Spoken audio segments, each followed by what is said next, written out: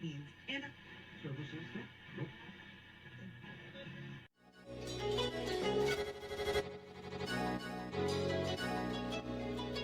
let's go. He wants to jump 1,000 cars. Sir, you have 1,000 cars. I don't think I'd attempt to try this stunt. Or we owe this horsepower to Uncle Sam. Too many cars. Car. You know, roses would be... Like I put my beer belly on it. If you can't immediately tell somebody how many cars you have. You'll really give those uppity yuppies something to think about. Stay on the bar. Don't go off the bar with your Bronco. 1980 Volvo horns, what's right? Yeah. I want a man's coolant. And he's like, oh, I thought it'd be small. It's for a small car. And I'm like, yeah, but it's still an automatic transmission. They're never going to be light. It's definitely going to have to crash. Starting off with Brad buying another car. That's the West. Internet. You know, is this a Nigerian oil print? I also wish you drove a tan Camry. Anyways, Anyway, that's a horrible, very horrible podcast content. very Talking about a picture. inside joke. It loves to be driven hard.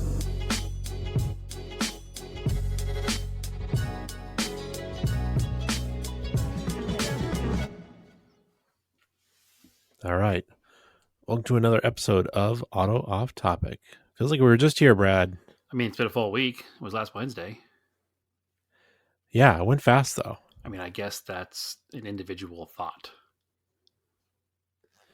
Yeah. Because it didn't feel... it felt like a whole week to me. I don't feel like it's extra early being here. I feel like it's been a week. I guess. I was off the last 2 days, so That's probably why. from work. Vacation Yeah, time. maybe. I saw an Eclipse. I see one every day I But walk not outside, and I get a annoyed because it's Mitsubishi. broken still. Yes, yeah, you took a day off and went up to the Path of Totality, correct? I did. You and everybody else in the Northeast went up the same place? I don't blame him because it is pretty rare to see an Yeah. eclipse. So, and generally, I don't know, it was like, yeah, it was a really bad traffic jam. It wasn't like a normal traffic, like people were just kind of like, whatever, like nice, like nobody's like being really annoying. Oh, they were all nerds going up to look at the sun. So they're all nice people. You can definitely tell it was a lot of people that don't normally drive on the highway Okay. or in traffic. It wasn't like a normal... I've never seen... It wasn't like a normal weekend going Yeah. up north where it's just brodozers towing boats. Well, it was like, at first, all right, so we went to northern New Hampshire, which is normally like 3 hours. Burlington, Vermont would have been about like 3.5, and they're expecting 100,000 people there. There was no way we were going to get in there because it's a decent sized city. It's not Vermont, the biggest full. city. Get out. Yeah, but you got to go up 93 from Boston, pick up 89 in Concord, and that brings you over to like Vermont. Otherwise, you got to drive all the way west and go up 91. So if you're coming from Boston, everybody's going up 93 to 89. So traffic sort of backed up there at the 93 tolls and 89, but it felt like I was like, oh, this is like 4th of July traffic. Like if I'm coming up here on 4th of July weekend, this is what it's like. Not that bad. Then we got past that. Wasn't that bad. We're like, all right. I'm like, I know where it's going to slow down though, because we got to go through Franconia Notch, which is up in northern New Hampshire. It's where 93 cuts through a notch in the Adirondack Mountains. And they call it Franconia Notch. And it gets down to one lane north and south. Which is not going to be good. No, definitely not. So, New Hampshire has not renamed their exits by mileage yet.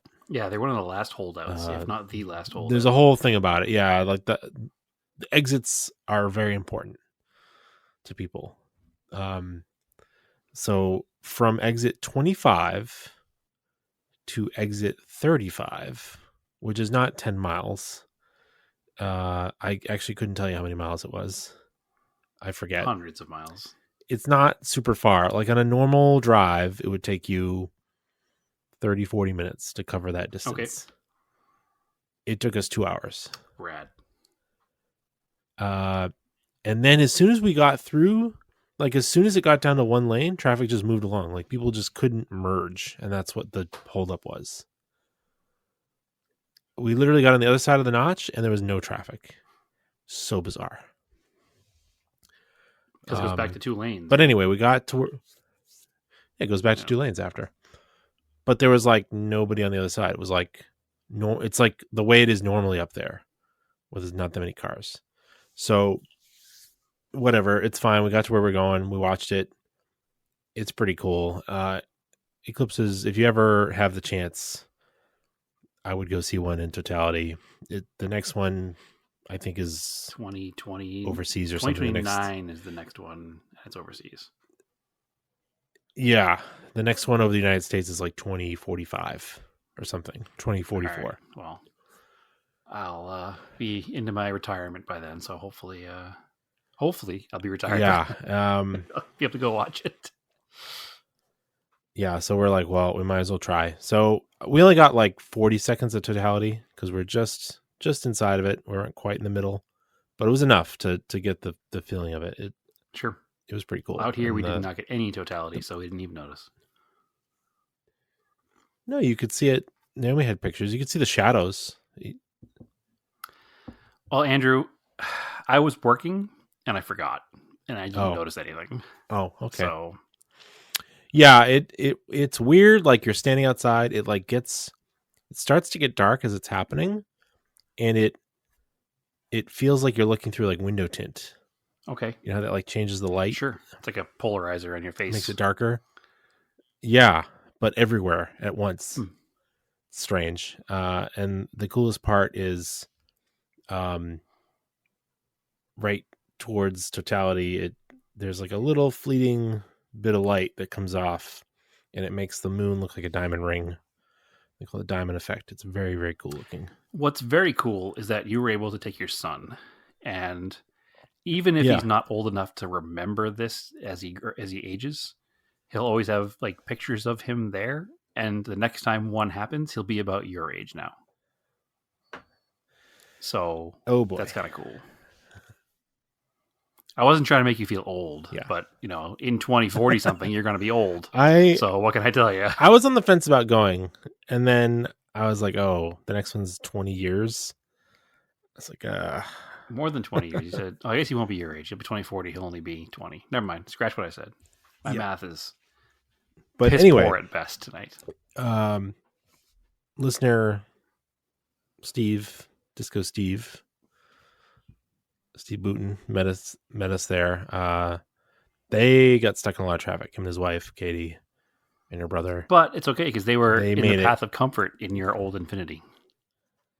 Yes, they drove up the Q45. It drove all the way up there. Imagine that. It drove all the way back. No issues. Didn't kill their whole family like the guy who said he was going to buy it from you. But I was smart because he sat in the same 93 traffic. I was like, dude, I've been up here like a bunch of times. Like, I know the roads. We'll just take back roads. We're not going to go back on the interstate. Like, it's even if it takes us an hour longer than a normal 3-hour time, it will be less than sitting on the interstate. For sure.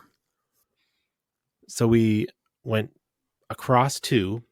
So now we're far enough up that we're north of Mount Washington.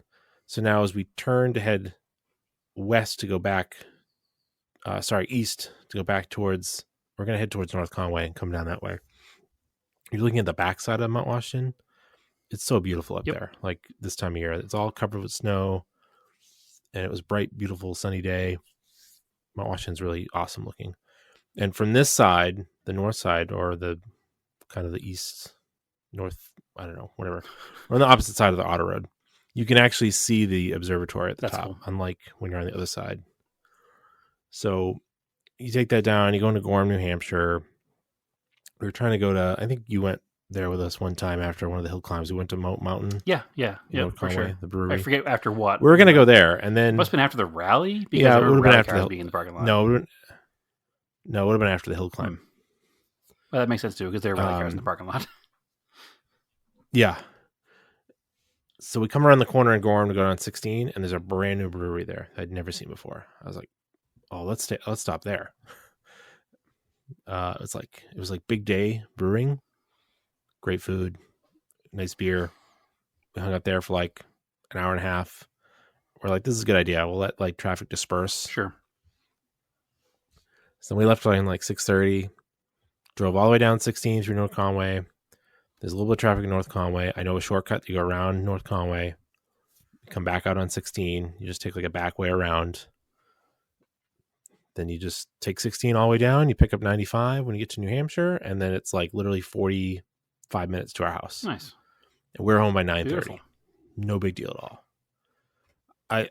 I sent to our Discord. Come join the Discord. There was a Boston.com article. There were people that left probably right after the eclipse, so at like 4:30. Sat in 5 hours worth of traffic just to get through Franconia Notch. Yeah, it's wild. And then another 3 hours back to Boston. That's a lot of people. They were saying they didn't get home till like 3 a.m. That's pretty insane. So you guys had a nice relaxing I'm glad I back didn't road go that way. cruise and a dinner, and you still made it home before them. Yeah. Technically, Steve, but only because Steve and Katie I probably just made it home before them, and they had to go all the way to Connecticut. They did. I think he made it home by like 11:30 because he's a little further. But still, I guess just I got lucky with my knowledge of that area. Yeah, you're like all these years of planning. I know why now. Well, the thing is, it's like it's very nice up there, but it's desolate. And I think what they were really worried about is a lot of the totality was in northern Maine. So we've talked about this on the podcast before. You, me, and our other friend Jordan, we did an overlanding trip in July in the area where the totality was, like through Millinocket up that way. Right? We'd be driving all day in the middle of the week, and we wouldn't come across other cars for hours at a time, right? For sure. So all they were like, people were worried about is that like people from the city would just like jump in their cars with GPS and just head out in the wilderness. It's like, and right now it's mud season. Like, yeah, it's a true concern too, because all those roads are marked roads. They're just not maintained. Yeah. Nope. Yikes. And listen, I'm not anti-EV, but maybe you should have taken a gas car on Monday. Because there are not a lot of charging stations up there, and there are people that are waiting 6 and 8 hours just to charge their car. Yeah, because it's not a populated area, so there's not a big need for a lot of chargers. So that there's enough for the cars that are normally there, but not when you bring. There's probably even enough 2 million for the people. amount of people who come on like a holiday weekend. There's just not enough for this extra big amount of people. So I'm like I couldn't have handled that. No. That type of anxiety. Yeah. Because I filled up the Volkswagen at the gas station by the house, drove it all the way up there and back, and had a quarter tank left.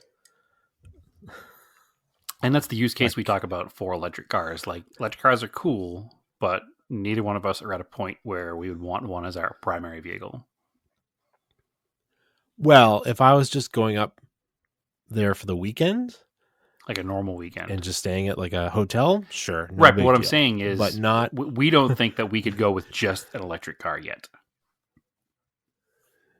Well, I wouldn't. I couldn't do that without serious planning. Sure. Like, I don't know.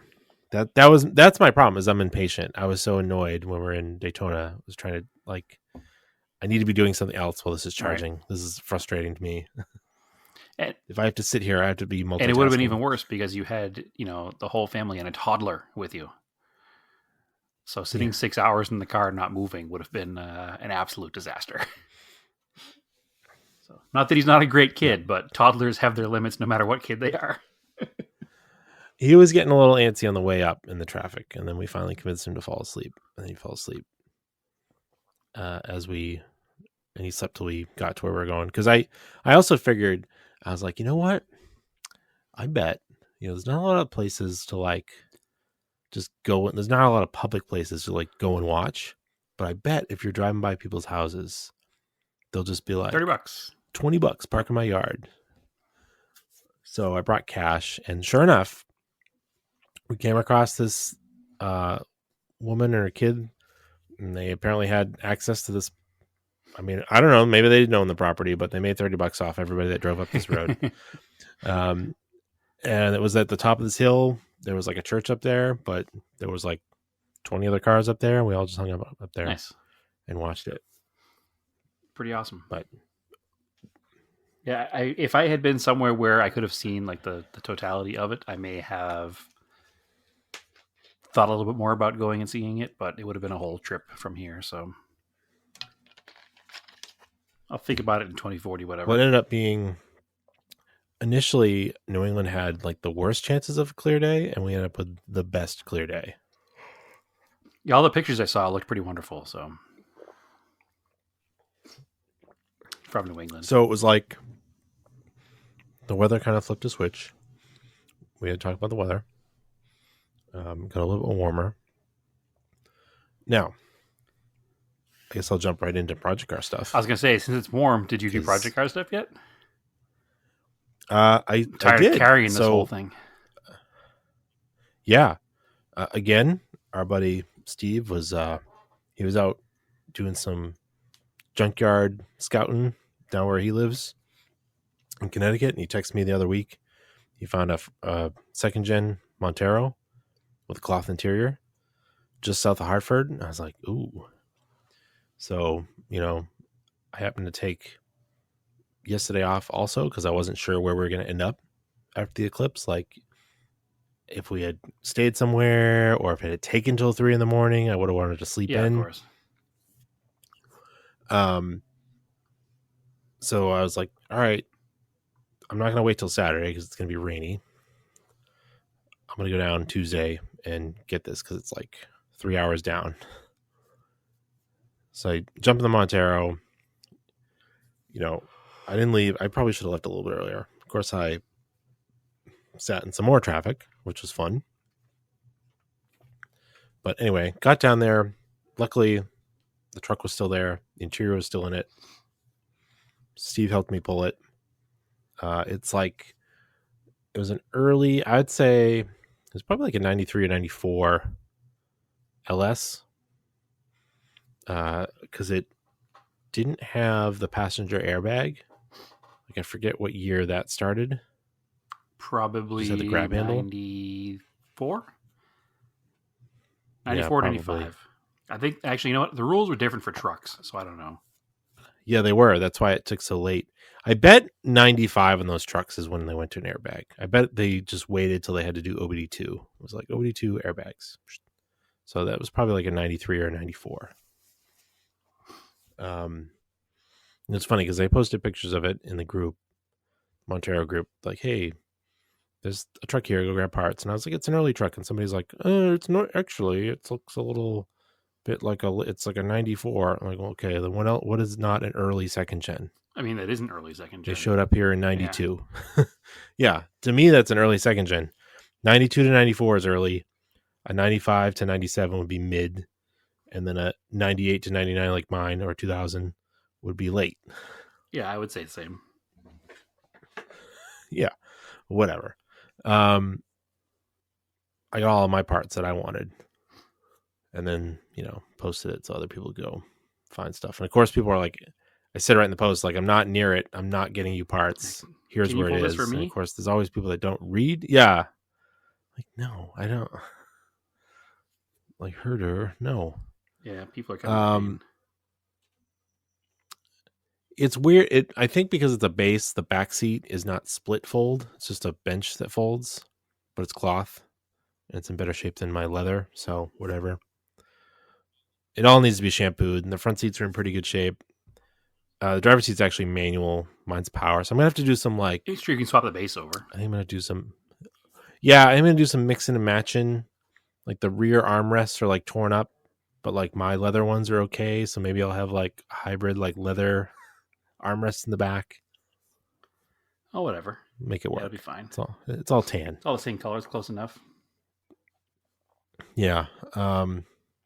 But what I was really stoked on is I opened up the little hatch under the floor. Every time I go to the junkyard, I look in there and I haven't been able to find the factory jack. And this truck had the factory jack. Awesome. And it's cool because it's like an orange bottle jack. that hides in the bottom Which of I the put truck in the that nobody bag. will ever see. Yep. But it also hides in the bottom of my tool bag, and I went out. I walked out with it. FBI. It's everybody knows that's how the salvage yard works. You buy some stuff, you take some stuff. I mean, they charge so much for little tiny things. Exactly. I do not feel bad. They make it up. When they charge $85 for a tiny little piece, then makes you feel better. Yeah. But it was like $230 for all the seats. That's not too bad. No, it wasn't too bad. Because that's the other, I'm like, I remember I looked and I found that one in Arizona that had just the back seats. And I was like, Plus getting them And I home was from like, Arizona. how would I even have gotten them home? I didn't take the cloth jump seats because I don't even use the jump seats. I'm like, I'm not buying those. So those are still in the truck. Yeah, you don't need them. You don't have an army of kids. You have one. I've got the leather ones that came with the truck, anyways. If I really wanted you to could put use them them in, a pinch if you had to. But it's cool. You've been after cloth seats for some time, so it's good that you found some. Yeah, because my driver's seat bolster is just like torn apart down to the foam. So, and cloth is just these nicer. ones are kind of grungy looking, but I think they'll come back with some. Do you have a shampoo or a steamer? I believe I have a steamer. Because we bought it's made by Bissell. I think I've talked about it in the podcast before. I think it's the one that I think Stephanie bought it to use on our couch. Yeah, it works. It works really well. I'm a huge fan of it. So I got that, and unfortunately, Steve was looking for a seat for his van he just bought, but there was nothing there, nothing worth grabbing. Which happens sometimes. You go with someone and they strike gold, and you strike out, but sometimes you don't. Yeah, it's just surprising because you don't really see the older trucks at lots up here or yards up here. So, no, most of them rotted away too many years ago. Yeah, this one I looked under the back, the rear from the axle back, the frame was basically That's gone. the same place that my Montero was pretty rotted, behind the frame, behind the axle. Yeah, I don't. Yeah, because I think all of the salt spray from the tires just hits up there. It just sits. It didn't. Yeah, it didn't have a trailer hitch on it, so it didn't seem to be backing into the ocean. Speaking of, my old truck is for sale currently. So if you're in Connecticut and want to buy a rusty Raider. Oh, it made it all the way down to Connecticut? Yeah, that's where it's listed. Don't forget, we drove it all the way to truck. Vermont. Yeah. Also, you say what you will, but I did daily that for 2 years. Doesn't mean it's not cursed. No, but it did run for a solid 2 years straight. And then once I cooked the motor that time, I should have done something different to fix it instead of trying to patch it together. I don't think it's cursed. I think it was just cursed by my lightweight wallet. It's probably the key. Still, I mean, I wouldn't buy it. It needs framework. Where the right rear shackle mounts to the frame, it's pretty pukey.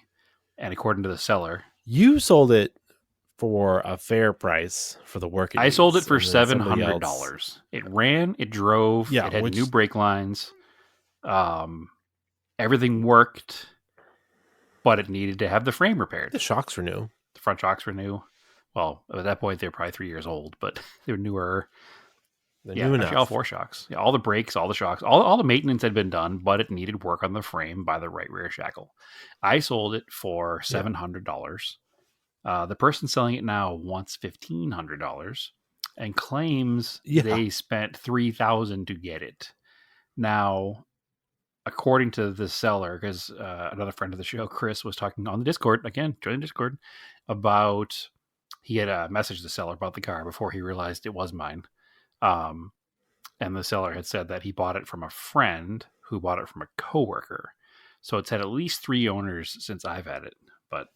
And supposedly somebody along the line sold it for $3,000. So somebody came up on it, but it wasn't me. So I mean, technically, I came up on it. Yeah, somebody got I paid bamboozled. $400 for it. So Yeah, you put $1,200 worth of parts in it. probably.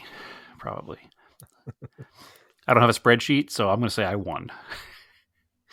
I mean, technically, I think I did because again, I daily do the thing for 2 years, so it's fine. I don't keep score because I don't want to know. I do not want to know.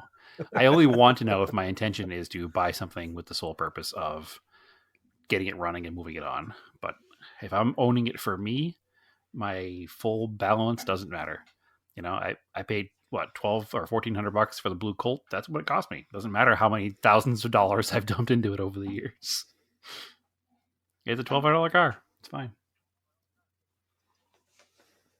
It's how it works. It's like in business, the cost of doing business.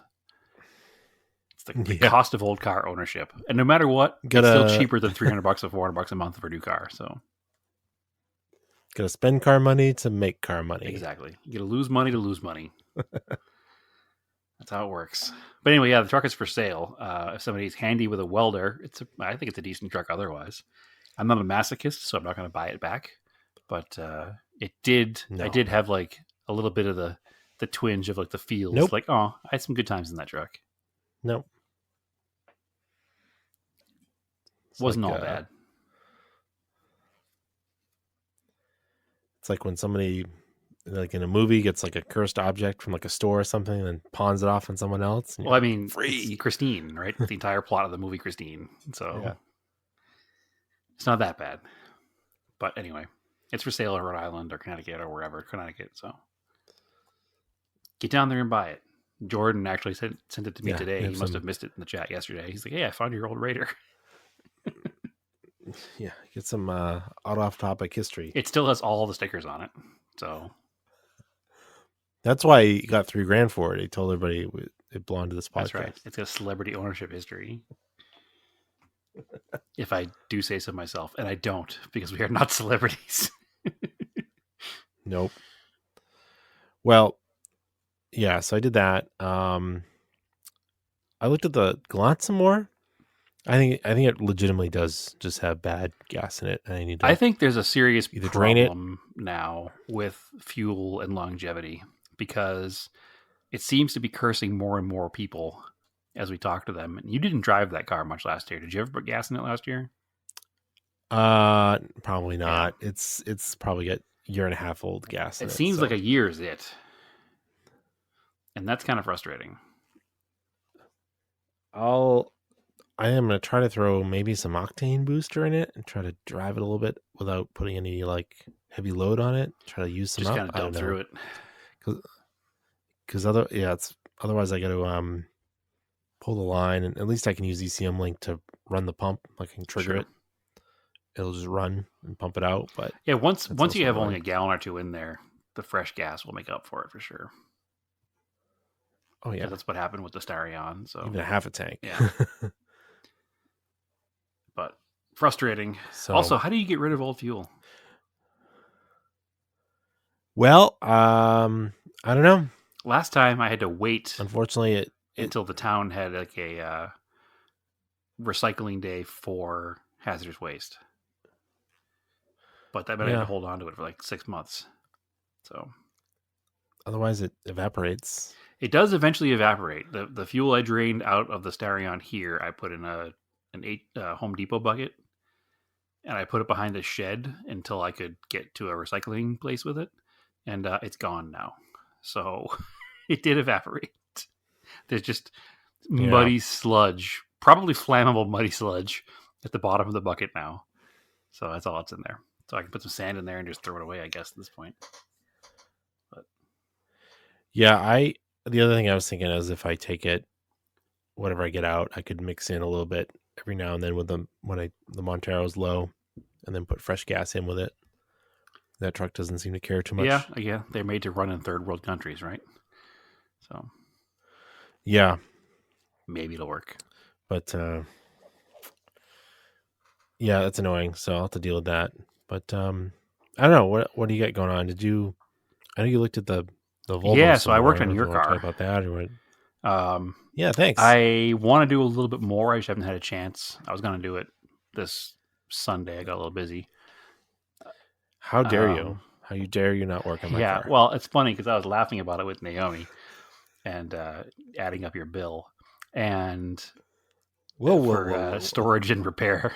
It's like I'm like one of those car clubs where you store your car, and I maintain it and charge the battery and wash it, and so yeah, I did wash it and maintain the battery. But we were laughing about that, and then I remembered that when the Colt needed to come out here, the starter died like the day the truck got there. Yes, it did. And it was cold and rainy, and you swapped in a new starter outside in the cold and rain. So I knocked 10% off your bill, so you're good.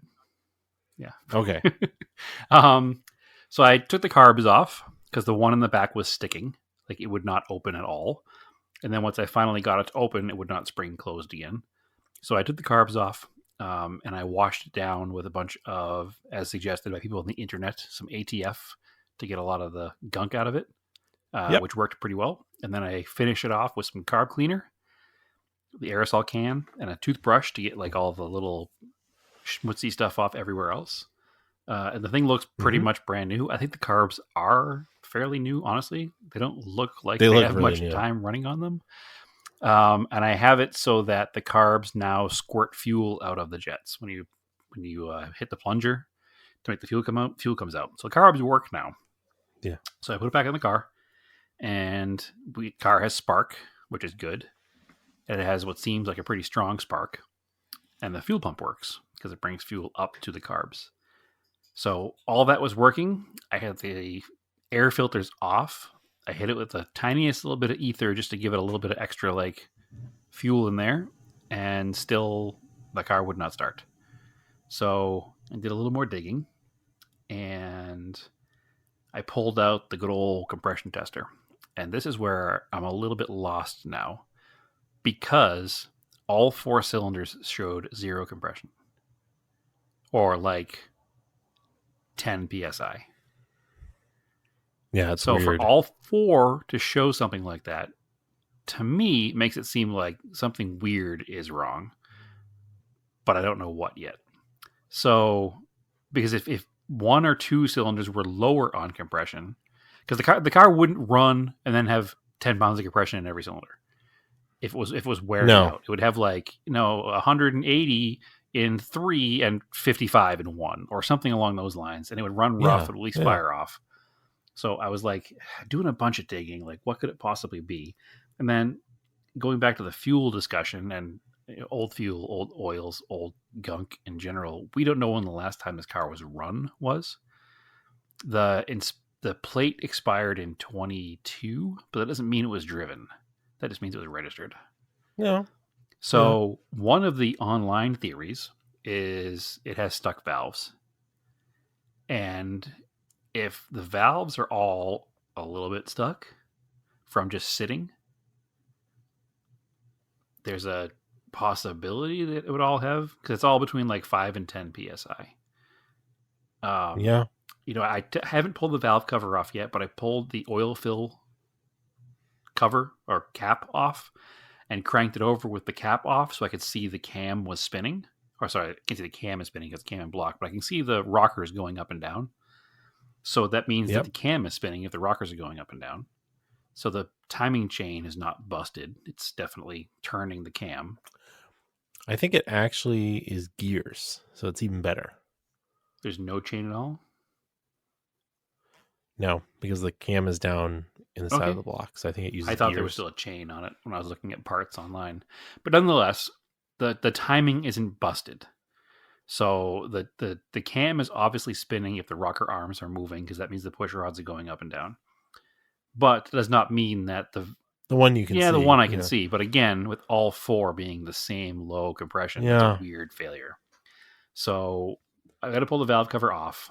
And once I pull the valve cover off, I'll be able to see, if the valves are actually moving. And then if they aren't moving, that's like best case scenario.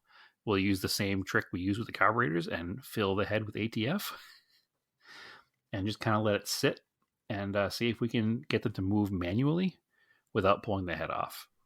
That would be ideal. But again, that's not. I don't know that that's the problem either. I was looking online, and you looking online, and you found that the lifters have an issue with these, where they wear out. But again, they would not go from running to 10 psi across the board. Well, and also they would be closed because the lifters like wear out, and then the push rods fall down, and they don't. It wouldn't be open the valves. Yeah. I was thinking about that a lot afterwards. I was like, wait a minute, that doesn't make sense.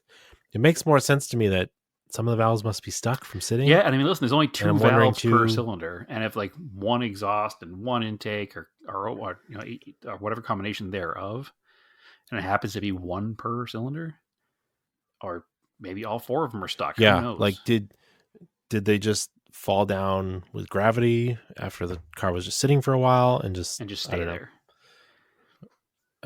Like they shouldn't with the spring. The spring should return them, but I'm sure it doesn't have super strong springs because it's not a high performance race engine. You know what? That's the other thing I was thinking too. We don't know the history of this engine. There's a bunch of weird race car parts on the car, and it has those brand new carbs.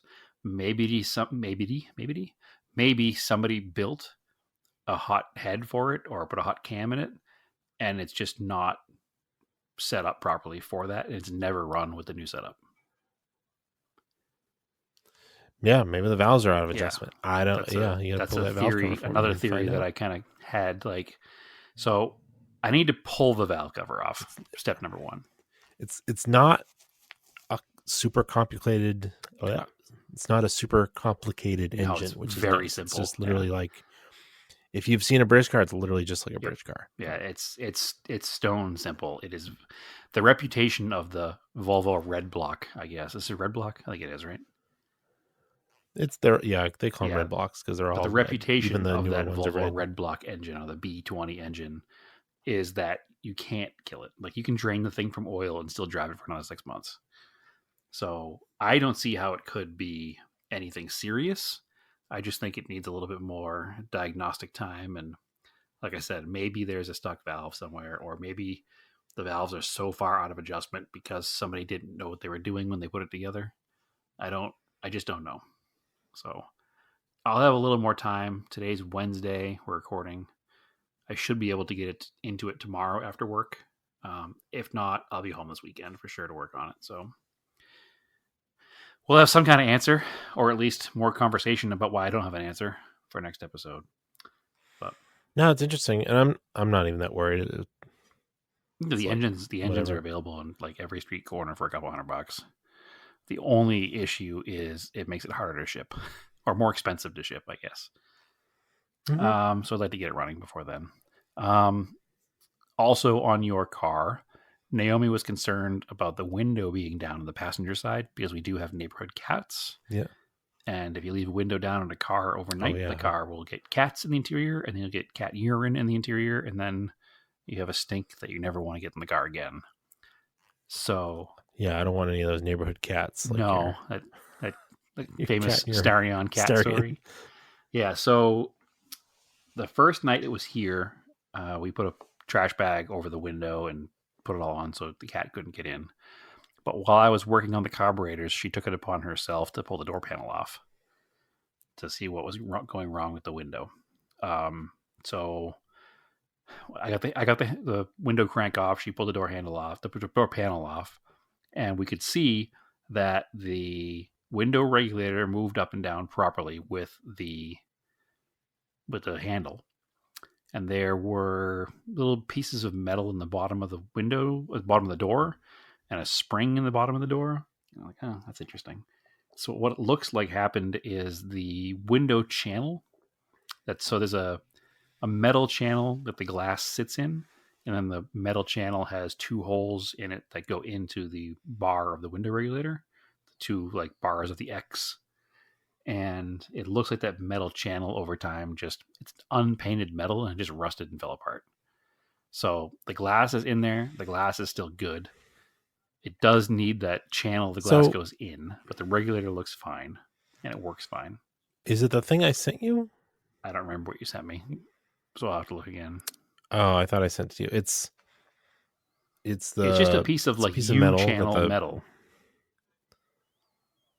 Like it's a well, this is a piece of metal that the glass sits in that has a little arm that comes off of it with an oval that hooks to the regulator. It must be that sounds. So as it goes up and down, it that can sounds slide. like what you're looking for. So You can buy them; they're like $60. Nice. So And I found a video of someone replacing it. I didn't realize that that whole window frame comes off. The chrome Yeah, or the probably. stainless window frame. It's not integral to the door. no, it goes So, down like- with the window. Oh! You mean the around the window? Yeah. Yeah. So these Volvos are set up. They're like a early like a 90s, Subaru where that's just the door doesn't have a frame. And the frame bolts on. So yeah, that is just a stainless steel frame just for the window. That provides no structure to Interesting. the door at all. I hadn't looked that closely at it. So all their strength is in the B pillar or the C pillar in the coupe. Interesting. Well, nonetheless, she cut a piece of wood. We had some scrap 2x4s in the backyard. So she cut a piece of wood that's long enough for it jammed in the bottom of the door and has a little channel kind of shaved in the top of it for the window to sit in. So the window is now up all the way. It won't go up and down, but at least it's closed off. So nothing can get in there. Yeah. Nice. Well, when I got my 89 Montero, that window was held up with a stick. Perfect. On So the it'll be passenger just the side, same so- thing all over again for you. So, I mean, when I got the 78 Colt, the driver's side window was blown out of it. And when I got the 78 to pick up, the passenger side window was blown out of it. So it's just a common thread here amongst us. So other than that, I did wash the car. It did not look pretty in the yard, all covered in years of grime. So I washed it. After cleaning it, Added like $2,000 to the price. yeah, I mean, honestly, after $2,000 of the price, then find out why the compression's down and add another $2,000. You never get in this car, Andrew. I'm just selling it and making a profit. I cleaned it. We knew the paint wasn't show quality before. So after I cleaned it, you can see a couple of spots where it's like, there's some. Oh, you painted it too? No, there are some blemishes that you couldn't see when it was really dirty, but nothing is catastrophic. So I think it'll clean up nice with a little bit of wet sanding and buffing and polishing, and the spots are just patina, right? I'm fine with it. Nope. And I showed you all the spots. Nothing's that bad. It's That's the look I was going for. I wanted something that's just kind of a little rough around the edges. a little worn on the edges. Yeah, it's just like the Montero. It's a driver quality. You don't have to worry It's- about it. You take it out and do fun things with it. It's part of the charm now. It like looks cool that way. I don't picture know. you blasting through the woods in a TSD with this thing. The it's like the Montero. I was thinking about it when I was driving it yesterday. It has now transitioned from old truck to cool old vintage Yep. truck for a lot of like normies. Yeah, for sure. It's really old now. Like it gets a lot of looks in traffic. It sticks out. So anyway, that's the Volvo update. One more quick project car update here. I was having a very hard time finding the timing cover for a 7-bolt 1G 4G63. Yep. I sort of found one locally. I picked it up on Sunday. I knew it was broken, so I got it and it's broken, but it's broken in a repairable spot where my old one's not broken. So I have two timing covers that are broken 2 different places, and I can make one timing cover out of the 2, I think. A few months back, Naomi gifted me a plastic welder, the kind with all like, the welding rods and stuff in it.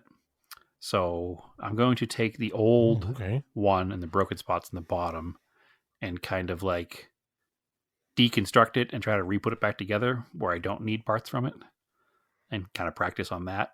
And then I need to see if I can make it work that way, and then kind of fix the new one after I practiced with pieces of the old one. So hopefully it'll work, but It's cracked. So it's the timing cover on these is two pieces. There's a timing cover, and then there's like the cam cover. The ledge that the cam cover sits on has a little chunk taken out of it that's like 2 inches by 2 inches triangle. So it's not down in the bottom where it's a huge problem. It's just at the top section. So I can make it work. Oh. Yeah, okay. I can picture what you would do. You can take a little section out of the really busted one. So there's a seam and graft it into the other one. There's a seam along the top, and if I just cut it straight across along that seam with my Dremel and graft it onto and cut the new one at that same spot and just kind of, it would be right at that factory seam and it would look totally normal as long as I can figure out how to use the plastic welder. Actually, just before we recorded tonight, I was out in the garage researching the type of plastic it's made out of, because I didn't know this until I actually worked for the insurance company I work for now, but all plastic pieces are stamped with the kind of plastic they are. Oh. Yeah. So it has a PP on the back, which is a polypropylene or something like that. So it requires a certain kind of filler rod, which I have, and a certain technique to do it. So I'm going to watch some videos on using that particular material and welding that material together. See, I wouldn't cut the whole thing off, personally. The only reason I was thinking about I it would section is because it would look factory. You don't see it. It's covered under the top timing cover. Thinking it right. You are overthinking it. I wouldn't, because that's a lot of work to do the whole thing. I would just cut the patch and then whatever, paint it silver or paint it black. You'll never see it. I mean, the filler rod I think is also black, so it'll probably just fill right in. So yeah, it's like dark gray on a DSM, but this one's definitely black. Just paint it black or whatever. Oh, is it? Oh, for sure. So anyway, I'm interested to try it. It's kind of a technique I've been looking to play with for a while. These plastic welding kits aren't super expensive. I think they're less than like $50 with all the material. So I think it's like TIG welding, but with plastic. The word welding is, I think, misleading. You basically, you cut like a groove in either side of the piece that you're putting together, and you pretty much fill the gap with the same kind of material. And it's almost like soldering. I mean, that's welding. Like, well, yeah, but it's soldering is like welding. It's all very similar. It feels more like soldering, I think, than welding, because you're filling that gap without having to have like any kind of serious technique. You're just melting plastic in there. So, but you've got a heating element in one hand and a plastic rod in the other, so it's kind of like TIG welding. I guess so. I guess you can go along with that. But it also came with the hot staples, so I could, after I do the repair, I would like to reinforce the outside with the hot staples. So I wouldn't put the hot staple on the inside because I don't want it to eventually fail and fall off and take out the timing belt again. That would be frustrating. So I don't know. It should be a interesting experiment. That's this weekend's big plan. That and the cylinder head in the Volvo. So because then once I have that, I can put the engine together. I mean, conversely, doesn't the upper timing cover that broken part? It would, but it goes down too far. Okay. So if you're looking at the face, I was gonna say, looking at the face of the timing cover, and then just cut a triangle out from the face, like 2 inch by 2 inch.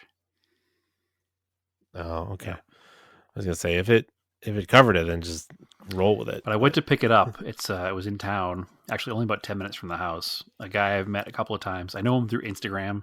I've met him a couple of times at the Pavilions Car Show. He has a drag race 1G Eclipse with an automatic that runs like, I don't know, 10s.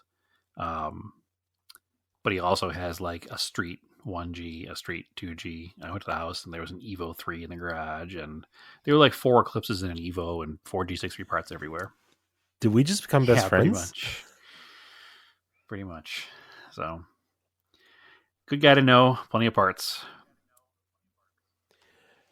Speaking of drag race DSMs, did you see that one that's been posted? It's going around. The rear wheel drive one for for like sale. A laser. Yeah, pretty cool. but I was like looking at the pictures. I'm like, oh yeah, it's a rear-wheel drive converted dragster DSM.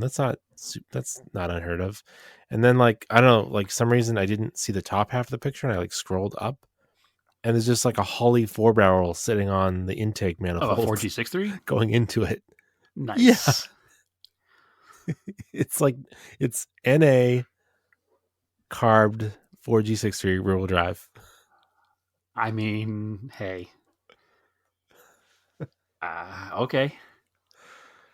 Yeah, it's like that is I weird. have this dream of a carbed 4G63, but it wasn't exactly like that. I mean, I'd go with twin Makunis now, right? Those seem like a If pretty I'm big going to deal. ever spend the money on a swap, it's going to have some kind of ITB setup. But yeah, for sure. I really like the look of the Webers versus the Makunis. It's just that. Yeah, but they're apparently cost-wise they're about the same, and supposedly these Makunis outperform them. Cost-wise, the Makunis are less. So twin Webers are expensive by like a couple $100. But twin Webers are expensive. But nonetheless, if I ever do a conversion like that, it's going to have like the Gen V style throttle bodies that look and sound like twin Webers, but are actually fuel injection. So anyway, or maybe I'll just cut a hole in the top of the intake and put a Holly 4-barrel on it and call it a day. Yeah, that's the other crazy thing. This Volvo has $1,200 worth of carbs on it. Yeah, it does. Yeah, it doesn't have the full kit because it doesn't have any of the balancing rods or like not balancing rod, but like the linkages. The linkage. It just has four cables going to it, which is questionable. No, I've found a couple videos online of people using them and some pictures of setups, and I also freed up the chokes. Another listener, we have another listener named Jordan, who is was just helping another Datsun guy set up his car with these. So there's some knowledge with how to get the linkage set up right. Excellent. Yeah, I also freed up the choke as well that was stuck on the car. So that works now as well. Anyway, cool. Yes, that's my extent of project car stuff. Everything else has been kind of stagnant, I think. But that's something. So. Yeah. But we're getting back into car stuff. Absolutely. Good shit. I don't think there's anything else. I don't think so. I mean, I watched the NASCAR race. It wasn't very exciting. It wasn't, and I was watching the recording, and then the Fox Sports channel quit on Comcast, and it ruined the recording, and I couldn't even watch the race live, so I didn't even get to see it. But I guess I didn't miss much. You didn't miss much. It was a Hendrick Motorsports 1, 2, 3. Hendrick top 3. And they were, I mean, it was their like 40th anniversary of first winning at Martinsville, so they were kind of the favorite. Like, oh, you couldn't script this, but yeah, you definitely could have scripted this. Like they came in 1, 2, 3 on their 40th anniversary race with the whole Hendrick team watching. Yeah, it was. Yeah. I'm not saying it was scripted, but it was definitely like, all right. I mean, Bubba almost spoiled the 1, 2, 3. He was 8 inches from third place, but I started listening to I've been listening to Dale Jr. download every now and then. I started listening to the Hamlin podcast. I listened to it on my long ride to get those seats the other day.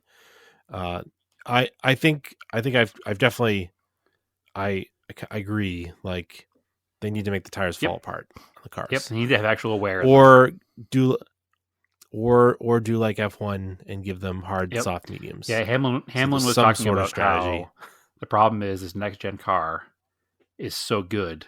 And now every team has it figured out. There's no advantage to anything, and it just becomes follow the leader because the cars are too close to even pass. And by giving them either more tire wear or more horsepower, so they can wear out their tires faster by spinning them, that would help the competition get a little closer, especially on these short tracks. So, yeah, and it would make the racing better. They need to make the racing good for the fans. They need to make it. The drivers these guys want to be competitive by finding advantages and strategy. But it also makes the entertainment value better. For sure. Because there's passing. Because that Bristol race was awesome. Intense. So, and the super speedway stuff is always awesome. And just some of these short track races have been a little bit, I don't want to say they sucked. They were still entertaining to race because there was still strategy and still stuff going on. But overall, they're not as entertaining as the bigger tracks on the super speedways. So anyway, not a lot to say But about he's that. right. When you get like Joey Logano with 100 laps on his He went left side 180 tires. laps or something like that on his left side tires, and he's like, "That's ridiculous." Yeah. It's, I mean, points to them for taking the chance and pulling it off, but that's ridiculous. Yeah, I agree with him. So it's and then end of the day, it's it's racing, but it's also an entertainment product, and it has to be exciting. And that's the problem. That's why F1 is so boring currently, because the one team wins all the time. If F1 didn't have its drama from the TV show, it probably wouldn't be anywhere near as big as it is. So, no, that's the one big thing there. So, anyway, but I also real quick, I went to the kickoff drive of the Copper State 1000 was actually Sunday. Oh, there's pictures on my Instagram page. There's some neat stuff. You kind of get there. You can walk around the infield of Tempe Diablo Stadium, which is the California Angels spring training park. And they have all the cars lined up around the outskirts of the track. And then they have a little special parking area for, special interest, almost like a cars and coffee kind of deal. So I went to that. And then you stand on the street and kind of watch them drive by and hear all these high dollar sports cars kind of accelerate away into their event. So that was kind of cool. So good times. But that's it. Didn't do anything else. cool. Yeah. That's it, I guess. I don't know. That's an episode, Andrew. Don't want to drone on about nothing. That's an episode, Andrew. It sounds like an episode. We're getting back into Project Car stuff. Hopefully we'll have some more updates next week. I'll see what I can get to on the truck. Maybe I'll get the parts swapped in. I don't know. I need some good weather to do all that shampooing outside. We'll have some Volvo updates if nothing else. Yeah, I'm.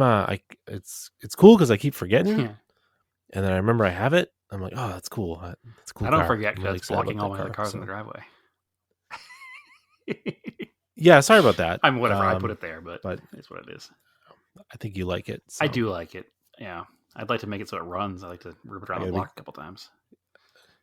I gotta be careful that you actually give Oh it to man, me. I'm already in full on Volvo. Like I want one now. So yeah, I haven't.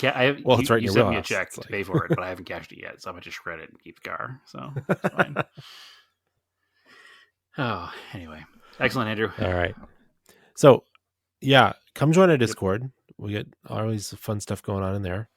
Auto Off Topic Podcast on Facebook, Auto Off Topic on Instagram, Auto Off Topic on Threads if you feel like. I'm on Instagram and Threads, Race to Anger. I got some pictures of the stuff I got from the junkyard recently. And there's the fire engine if you can hear it. Brad, where can they find you? They can find me on Instagram at TSISS350. They can find us both sometimes on Instagram at Scale Autocast as well. And on the Discord. Come see me on the Discord. Yeah, I got to set up another build contest so I can finish I still need to post the results from the build. last one. What? All right, go for it.